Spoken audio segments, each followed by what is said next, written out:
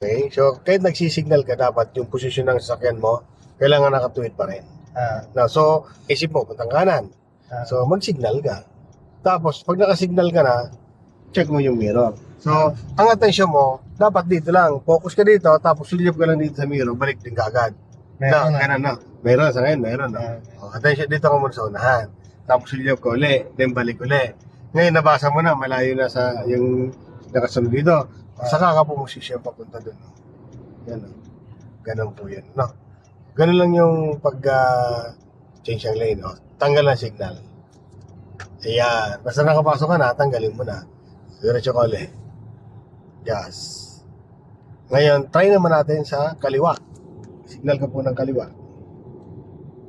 Sige po, signal po ng kaliwa. Yan. Focus ka muna dyan. Dapat di nawawala yung posisyon. Kasi may mga sakyan, di ba, sa likod. Di ba?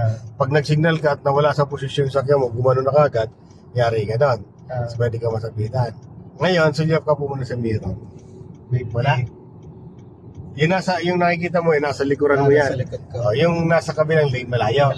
Pasok ka na sa lane na yan. Kaya dapat maintindihan mo rin kung nasa kabilang lane ba siya napupuntahan mo o nasa likuran lang yun. Kasi iba yung nasa likuran mo at iba yung nasa kabilang lane. Ano ba? Diretso lang. So focus ka lang dyan, sir. Hindi na papasok yung mga truck yan dito. Pero titignan mo lang yung gano'n ng gulong nila kung papasok. Pero malabong pumasok yan dito kasi nga ito ay para lang sa mga light vehicle sa overtaking. Pero lang syempre kung may makapasok na truck driver na kamote, ay bigla papasok din dyan. No? Okay, so focus ka lang, sir. So medyo malikot pa itong manibel natin, ha? Medyo matigas pa, kaya palalambutin natin. Kaya ganun, ano? Okay, so dagdag ka po ng gas, sir. Signal ka po ng kanan. Yan, tapos check mo muna yung kanan. Okay, wala ba? Meron. Wala. Okay. Kaso, wala. Mayroon dito nag-overtake na rin. Sumabay sa'yo. So mali yung dire-diretso ka, no? Meron ba? Hindi, ibig sabihin, papunta ka pa doon sa kabila, dapat dito lang sa isang lane, one lane at a time lang. Sige, pasok po. Diretso lang. Yan. Focus muna sa unahan nila, Yan. So dapat, ang maayos mo dyan muna ay yung hindi ka magalaw sa Sa manibela. Medyo magalaw pa yung natin gumagano ng position. Lalo pag nag-change ka ng lane, ay nag-signal pa lang, agad. Okay?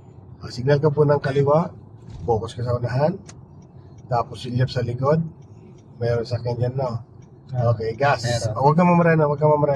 Gas ka pa. Okay, may pass, no? May pass. So, focus ka din sa unahan, silyap ka lang po dyan, no? Pagkalagpas ng pass, mayroon ba? Wala. Okay, pasok ka na. Wala naman din, no? Kita ko naman yan dito. Yan.